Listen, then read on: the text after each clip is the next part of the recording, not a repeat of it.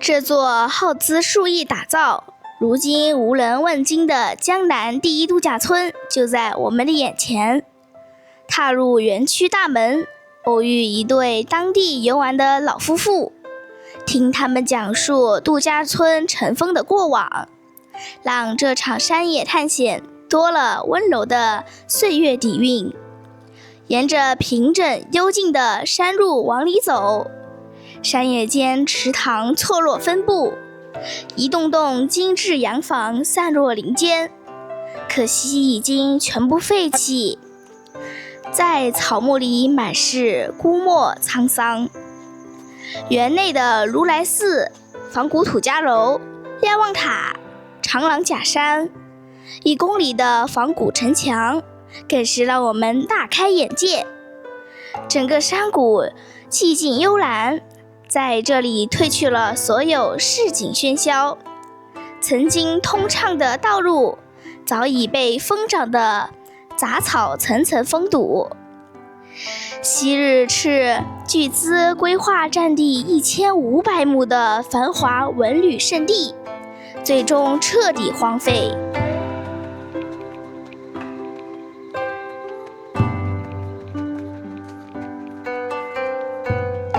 Hello， 大家好，我是阿兰，祝大家朝朝日，岁岁安兰。大家看看我身后这个度假村，它的全名叫江南第一度假村。现在啊，这个度假村已经废弃了，但是嘞，里面啊，既有瞭望塔，还有高尔夫球场，甚至还有野长城呢。现在就让我们走进这个度假村，去看看它的现状如何吧。嗨，大家好，今天我们来到了湖南省湘潭市。我们镜头的这座江南第一度假村啊，目前是处于废弃的状态，整个大门呢已经是破败不堪了。在去年的时候，这个大门都可以开车进去，但是因为到这里面探险的人呢比较多，是当地政府为了安全性啊，把这个门用墙啊给封住了。现在我们只能够走左边的这条小路走进去。现在呢，就跟随我们的镜头去看看这座已经废弃了的江南第一度假村里面的一些建筑物啊，还有实景，给大家分享一下。在这个口子边，我们可以看到有当地村民种的辣椒，然后以前镜头的正前方这个位置设计的应该是一个门卫室，这边呢应该设计的是一个接待室。好，现在就让我们看看整个度假村里面的一个情况吧。哇，这里还有一棵古樟树。我们看看这个樟树有多少年了。这个樟树枝繁叶茂啊，旁边都没有一些杂树。好，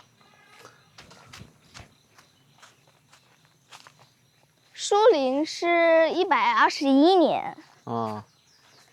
这个樟树啊，如果保护得好的话，因为整个周边没有其他大的树木，而且整个采光通风都很好，所以这棵树再长个上千年会非常大。你看看，才100年，这个树冠都已经非常粗壮了。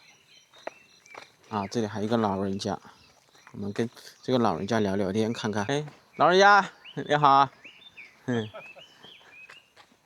你这是车子坏了？我是。是有泥巴啊？这里泥巴。哦，你是住在这里面吗？不是。那个什么，在这里钓鱼还是干什么？我是跟你去。在这里面玩了？也在里面玩啊？刚才车个了。这里已经封住了，过不去了。哦，过不去了。你是从下面出来的？哦，你是以前是这里面的村民吗？还是什么？我是那个袋子的。就住在这里的？住在那边啊？这个地方已经废弃多久了咯？这个度假村？我搞好名字噻。废了好多年了。它什么原因废弃的呢？他没对了这个吧，他没摆个柿子吧。啊，没有钱了咯。嗯。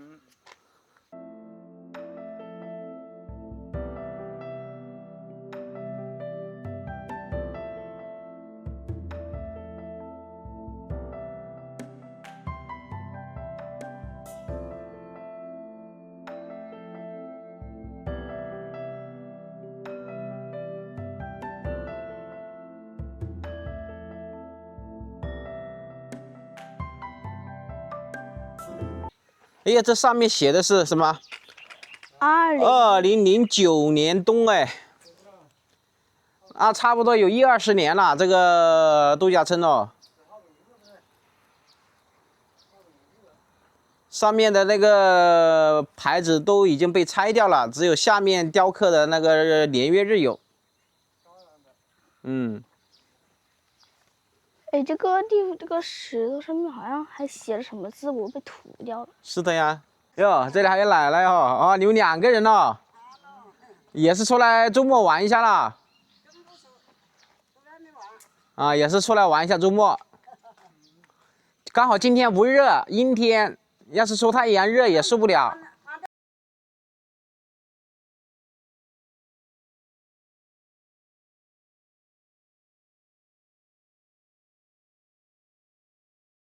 啊，这里呢有一条岔路，我们看了一下别人拍的视频啊，好像是通过这条小路啊走到上面可以去到那个瞭望塔，还有那个其他的几栋建筑，所以我们现在准备走这条小路先去看看。待会儿呢，根据刚刚这位当地村民告诉我们呢，走下面可以走到那个长城那里去。为什么把它叫做野长城呢？因为整个度假村它的老板啊，当初是仿古设计的，弄的一个建筑。长城的长度应该还是会有接近几百米。现在我们就走这条路贯过去吧。以前这里也是一条水泥路面，只不过呢，因为没什么人走了，就变得比较荒芜了。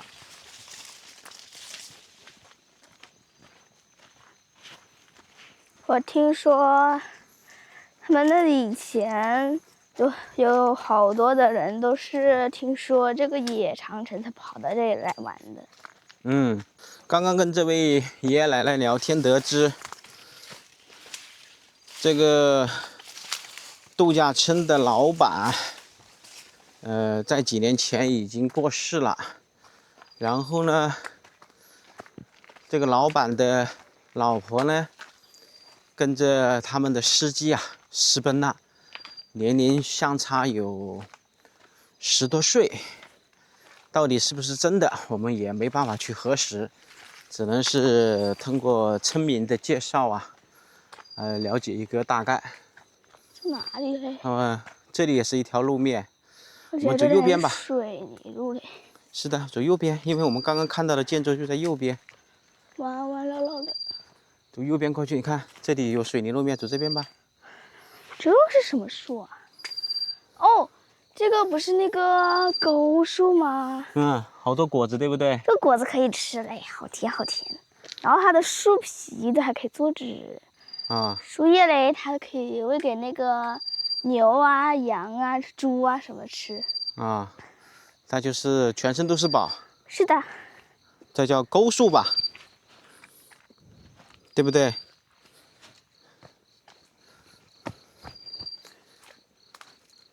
在路边上啊，尤其是山里面看到这些野果子啊，在有手机信号的情况下，尽可能去百度一下，去搜索一下。你看看，这里这种果子好红，可以做果酱。唯一不好的就是它那个外面有一层钩子，容易勾到嘴巴。是的，这个果子是特别好吃的，这个是没有毒的。你看这里。成片成片的，而且它还是个中药材哦。是从这里过去吗？看样子是的。对，是从这边过去，这个路还挺好走。当初这个江南第一度假村投资了上亿，因为后面资金链断了，还有很多方面的原因涉及到这个土地，因为这块土地属于称集体所有。被堵住了。啊，这里过不去了是吧？哦，这里被一块假山堵住了，那我们从另外一边绕过去吧。那就只能走那条泥巴路了。是的，好吧，我们刚刚从这边走错了，那里封住了，我们从这条路再走上去。我们去看看上面的2层建筑，不时的还有飞机，因为这是整个度假村的制高点。不时的还有飞机经过这里了。是的，这种果子啊，好多呀！一路上都是。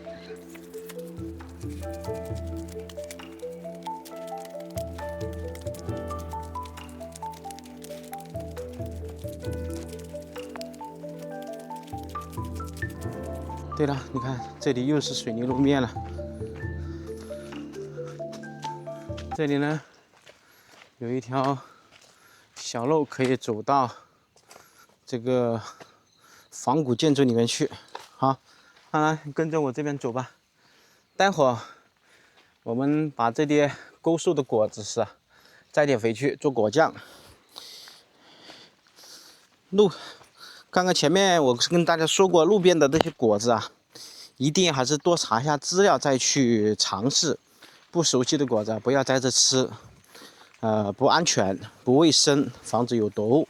再一个呢，就算是这个果子能吃，也不要马上入嘴，最好是拿回去拿盐水洗干净，再来吃会比较好。哇，这个路不好走啊！我的天，杂草丛生了。看看，这个仿古建筑，它做的挺棒的，挺漂亮的。所以当初这个老板投资上亿，肯定是要花费这么多钱的，因为整个这个度假村占地面积有1500亩左右，里面建了很多这样的别墅，像刚刚说过的。有高尔夫球场，有仿古的这个土家楼，还有这个寺庙，你看里面还有佛像，整个这里面全部是废弃荒废了。那里就有一个非常大的一个别墅。对面是吧？是的，全部是废弃的别墅对面。然后这里呢，都成了鸟窝了。哇，山东大的佛像，不知道当初这个老板这样子设计他的意图是什么？我也不知道。他这个仿古建筑上面全部都是用的木料，所以做的还挺棒的。好，我们继续原路返回去到上面的制高点。这个路面全部还打的是水泥地面，20年了，2008年开始建工修这个度假村，到14年开始停工。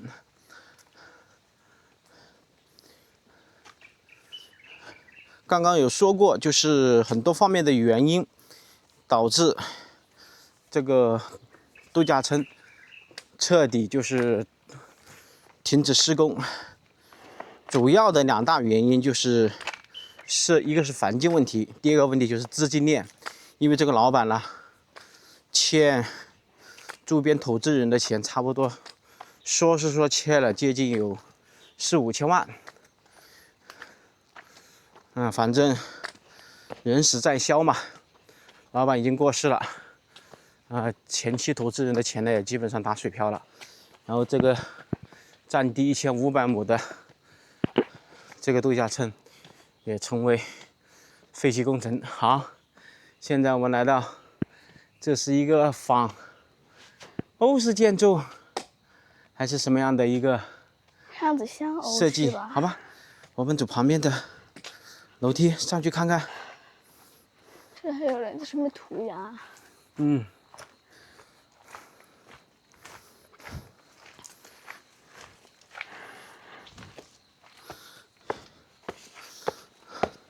我记得好像这个里面还有仿土楼的建筑，哎，不过还没有完工。我们现在所处的这个地方是整个度假村最高的地方。如果站到这个上面，可以俯瞰整个度假村方圆5公里以内的地方。我的天，深不见底呀！哦，下面是一条河嘞。下面吗？嗯，看看。有水。哦，好大的肥鹰是吧？是的。好吧，哎呦，我们走上去看看。小心啊！嗯。这个楼梯还是有蛮陡的，但是呢，还是有那么宽。虽然旁边没有扶手，安全性还是没有问题。有。我们走到楼顶上去吧。哎，当初不知道这个老板设计这样的一个建筑，不知道起什么用途。当然，他既然把它叫做度假村，肯定是方便长沙呀、株洲啊，还有香港本地的人过来这里游玩。这个地方本身也是要修一栋楼吧？这里应该是设计的也是一座寺庙的建筑格局。但是为什么这个全部都是用的水泥？那旁边那个也是水泥啊，只不过那个已经装修好了，这个没有装修好，只是修了一个框架，然后后面没有钱了嘛，没有钱修了。包括对面那些别墅，有些是已经装修的差不多了，有些是完全只是一个砖木结构、水泥结构。好，我们继续走上去。今天的风有点大啊。嗯，上面就好凉快了。我想想可不可以走那边。嗯。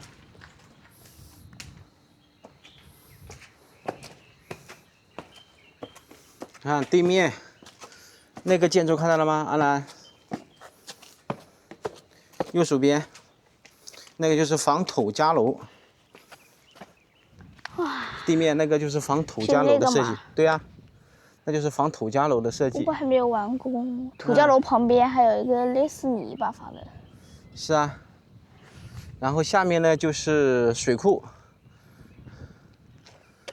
我们刚刚是从前面那个大门转过来的，整个周边这一片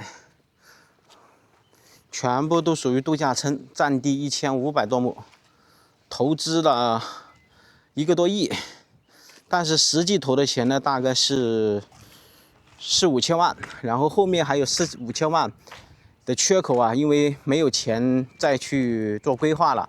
本身这一片它属于几个村的集体用地，还有呢就是这个地方属于国有，属于森林保护区。很多时候啊，涉及到的一些问题啊，可能是当初老板没有考虑到的，导致投入以后啊，资金打水漂了，得不偿失。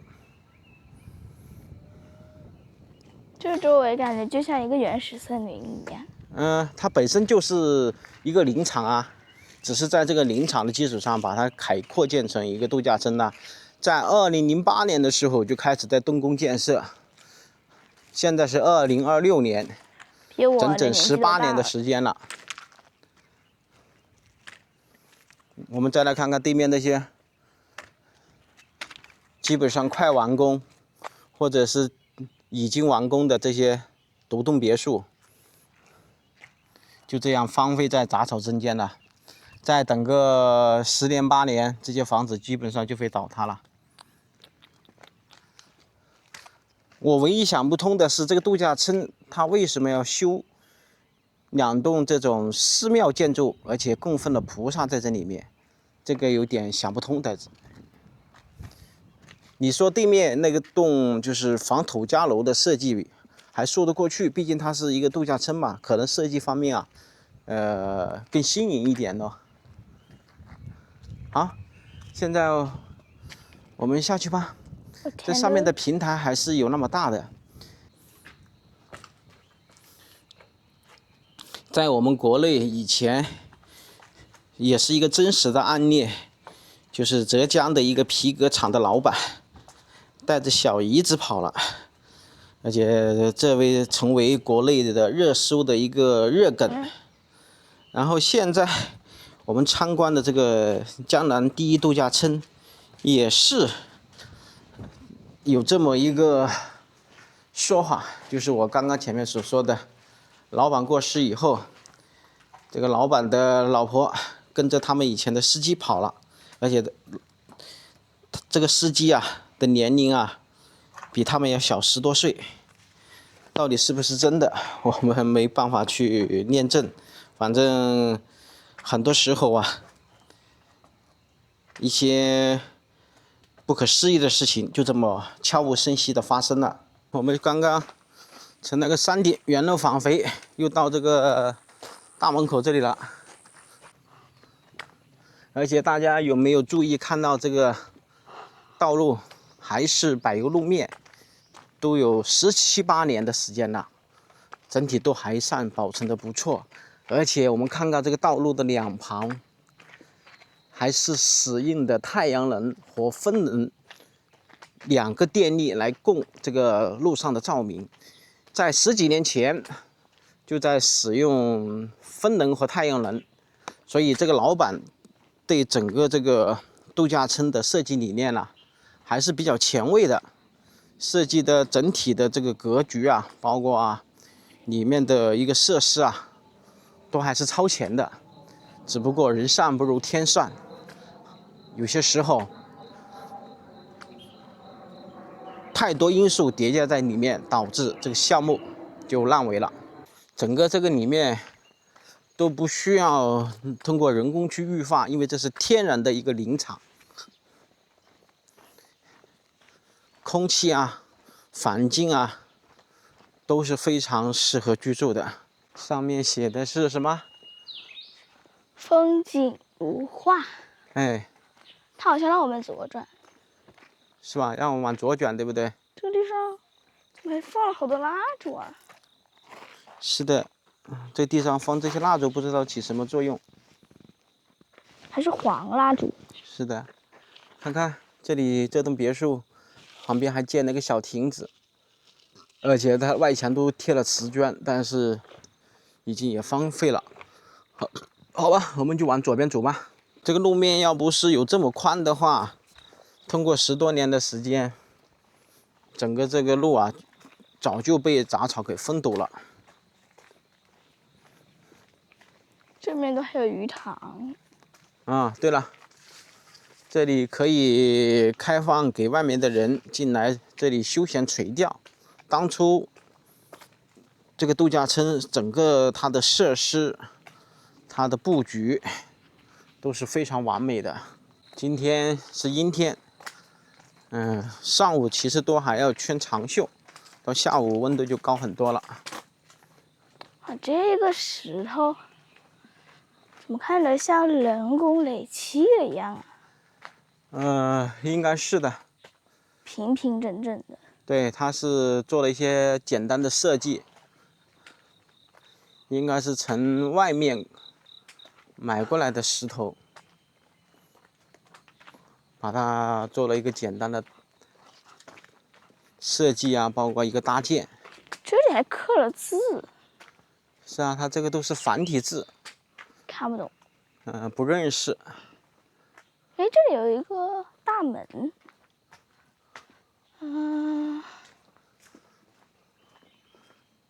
洞天福地。洞天福地是不是？是的。然后旁边呢，这个路啊，完全被两边的树啊给遮挡了。夏天这里肯定是很阴凉，但是要是一个人走在这里面呢，就会显得很阴森。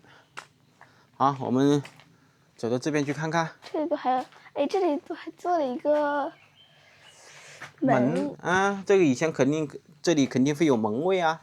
现在呢，我们的右手边这里现在被杂草给挡住了，这就是一个水库，这是个天然形成的水库。所以当初这个度假村它的选址还是非常不错的。看，右手边这里又是鸟洞独栋的别墅，有点恐怖啊。它这个设计还是有点与众不同，面积不大。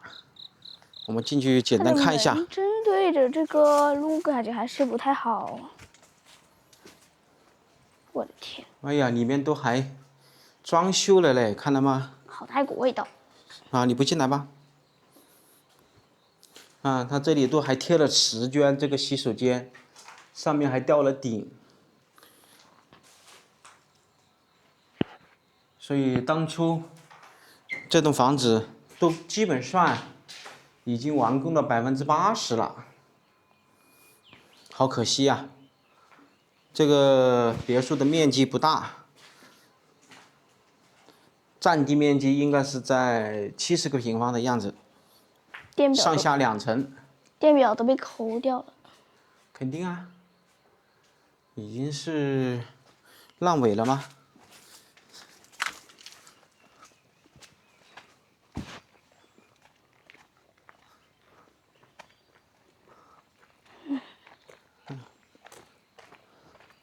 这栋别墅呢，跟那个设计也是差不多的。被堵住了。我的天！我看看这个野长城往哪边走啊？为什么把它叫做野长城？是因为它是仿北京长城的建筑设计，但是这个地方呢，因为已经荒废了，所以呢就把它加了一个字野，因为建在丛林茂密森林中，所以就叫野长城。这个还上了把锁的。上面都还有摄像头啊。以前这里面肯定还住的有人，但是估计现在应该也是废弃了，没人住了。搬走了。是的。这个都可以下到一个水库里去。这就是水库啊，可以在里面垂钓啊、休闲呐。这个地方简直就是一个天然氧吧。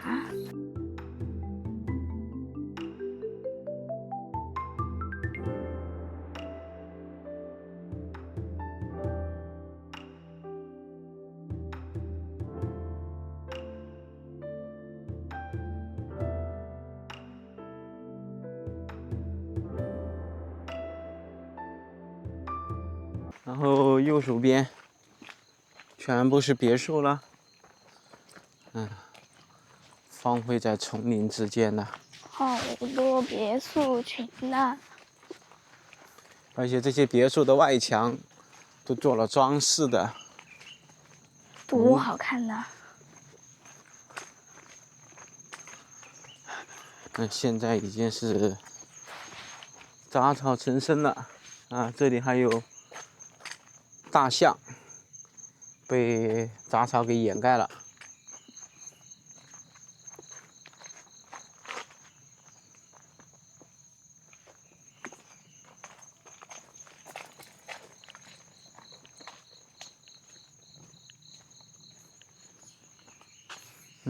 这里全部是淤泥，有些人可以骑摩托车走到这里面来。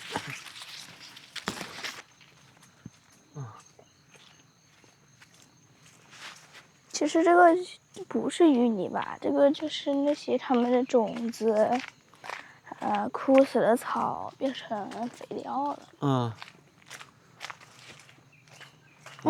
因为这个地方又没有人来打理过。当初这样的别墅应该是从这里进去，对吧？这里搭一座桥，但是现在呢，这座桥没有搭起来，过不去了。搭一半就没有了。像前几年疫情的时候，买点生活物资，可以生活到这个里面来，又安全又安静，又没人打扰。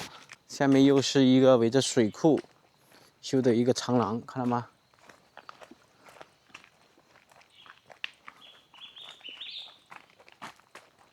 这里就有步道，可以下到这个长廊下去。好，我们走一节下去看看。铺满了落叶的，小心这啊！好容易滑呀！它现在它还是那种下坡的样子。不会，没问题，安全的很。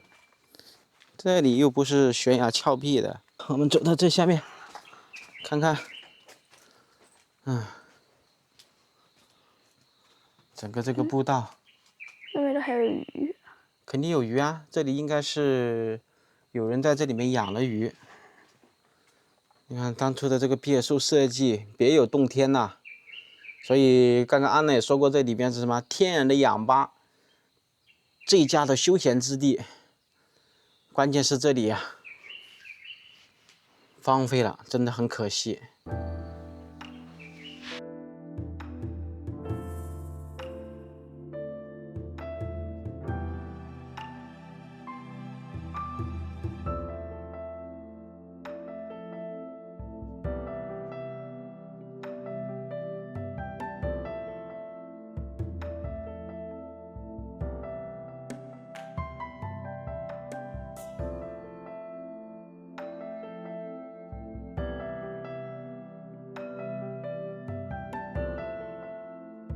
难怪会这些年断裂了这么大的一个工程。这里又是一个步道下去。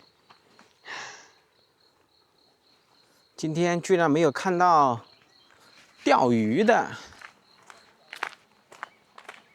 啊，对面是不是钓鱼的在说话？可能吧。还是说也是到这个度假村里面来玩的，过来探险的？这个房子好小一个。这就是小别墅啊，来，从这里走上去啊。那么小，我天！这就是方便在这里面来度假呀，我都不够住平。常过来啊，休闲一下，住个3、5天、10天半个月的。我感觉我都不够住了。这里住2、3个人还是没问题的。对啊。啊，对面就是仿土家楼的设计，终于到了。我们待会儿就去里面看一看。啊，那种前面应该也是一个酒店的设计，一个餐饮店的设计。对面那个已经外墙装饰好了的。看这一路，全部都是这种小的仿欧式风格的独栋别墅，上面还装了仓库，看了吗？还有防盗舱。怎么感觉这个有点像小矮人？这个水库的面积还是有那么大。看看这边，啊，到这里就看到很多钓鱼的人了，这里就已经围起来了。那个地方应该养的是草鱼。哎，对了，是不是从这边进去？这里荒废的不成样子了。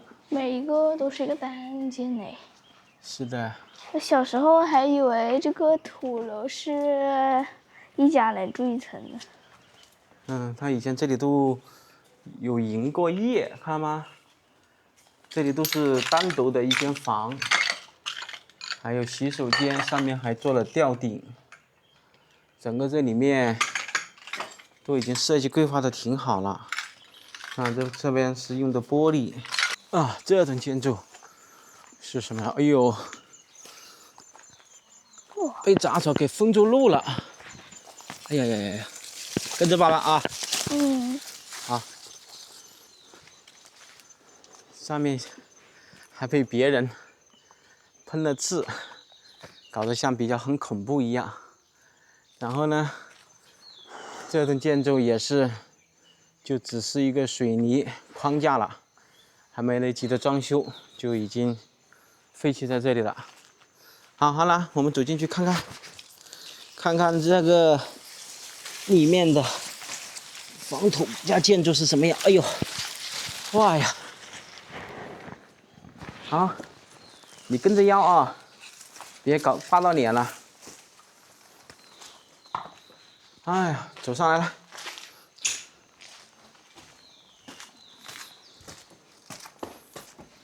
最讨厌有小人在那里乱涂乱画吓别人。走到了这个仿土家楼的建筑里面来了，里面全部是水泥建筑，上面是钢架，还没来得及做太多的设计装饰。中间是一个旋转楼梯，这些都是一些涂鸦的人在上面乱喷乱画。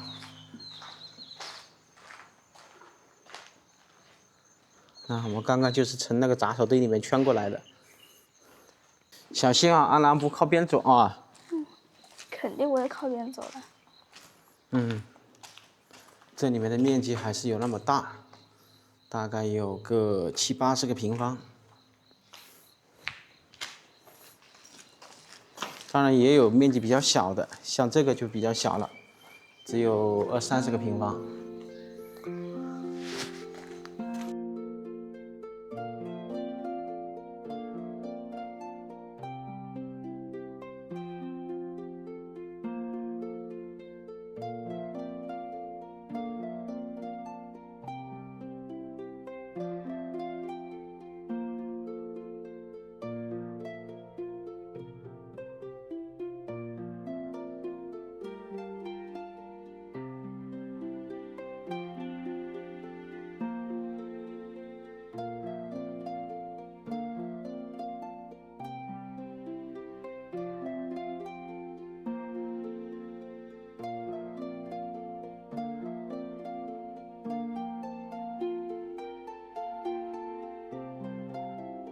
山路18弯，转来转去，终于找到了这个所谓的野长城。因为这是一个废弃的度假村，所以没有任何指示标示，而且路上呢遇到了1、2个人，他们也不知道。其实就是一个迷你版的野长城。还要走这个地方这里又是一条小路，要跟着腰才能进去。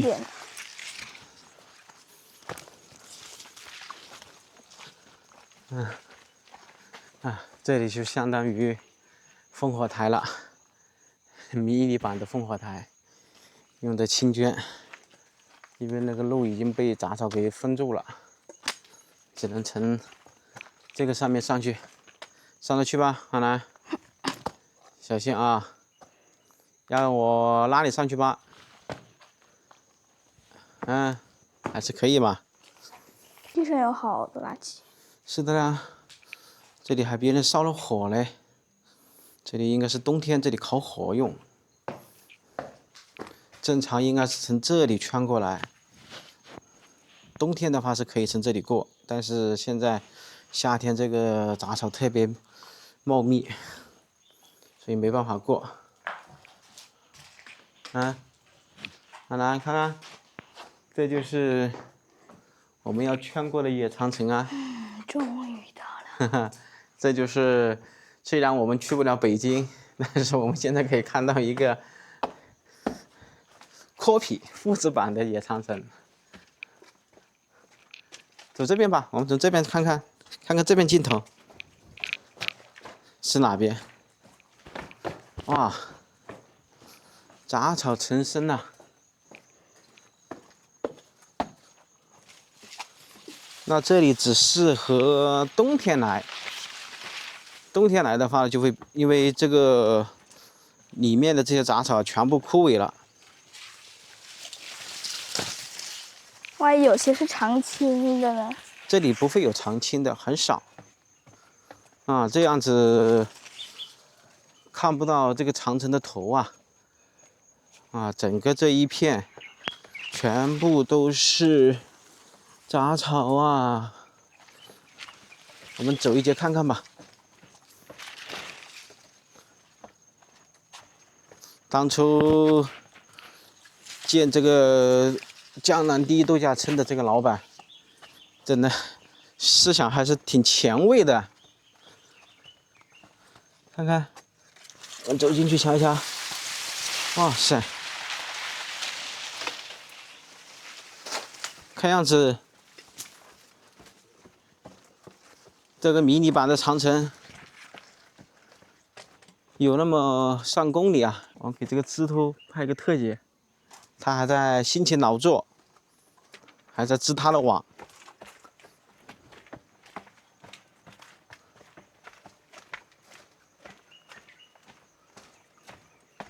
很多驴友啊，还有外地的人呐，把摩托车骑到这上面来。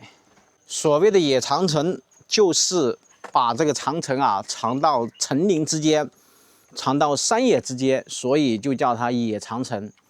而北京8大里长城是在高山之巅，而且是沐浴在阳光照射之下，而且更加气势宏伟，是中国的8大奇迹之一。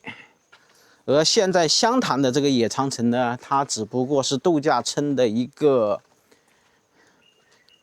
休闲场所，只不过因为资金链断裂，导致这个迷你版的长城现在彻底已经废弃在这里了。